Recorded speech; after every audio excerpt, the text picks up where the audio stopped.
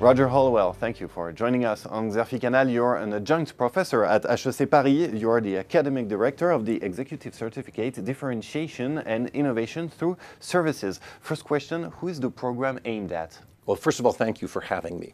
The program is really aimed at anyone who's interested in enhancing the differentiation of their organization through services that they are delivering. Now, that could be somebody who's in a traditional service industry, it could be somebody in digital services, it could be somebody in manufacturing, where the manufacturer wants to enhance the value-added service associated with a product.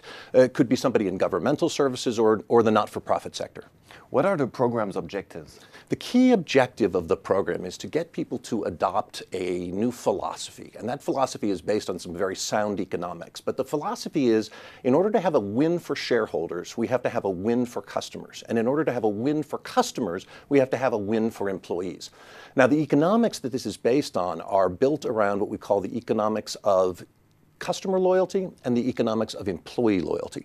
Economics of customer loyalty are, we know that the primary driver of profitability and growth in services is customer loyalty. Now, customer loyalty is defined in three ways. One, it's customers that repurchase from you. Two, it's customers who engage in word-of-mouth referral about you.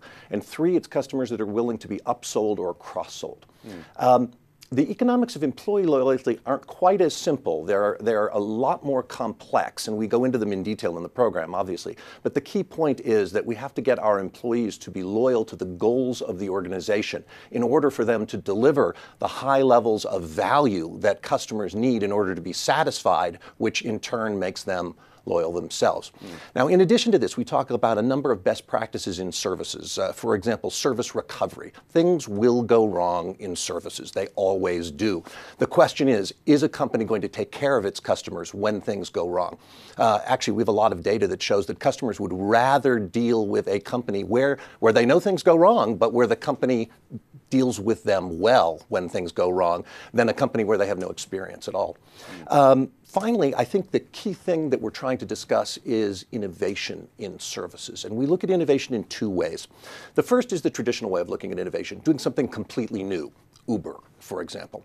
The second is doing the core of a service considerably better than anybody else in your industry. And you can get competitive advantage on either dimension. Last question, what are the participants' experiences during the program?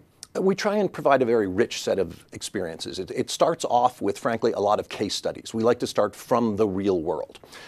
Secondly, we have experiential exercises. We send people out to dinners, for example. We make them go to two very different types of restaurants and play compare and contrast in terms of the service that they've received. And we ask them, why have you received different service and different value propositions from these two different organizations?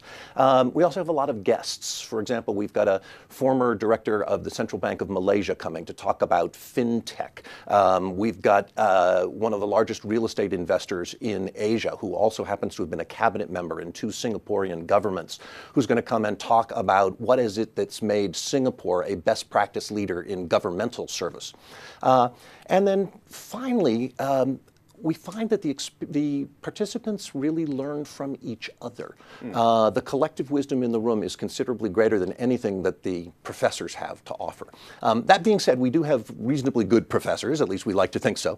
I teach in the program. I'm joined by my colleague Joachim Wirtz, who is a professor at the National University of Singapore. He's the author of the world's leading textbook on services. And we also have Philippe Krenzer, who is a former general manager of the Hôtel du Crillon here in Paris.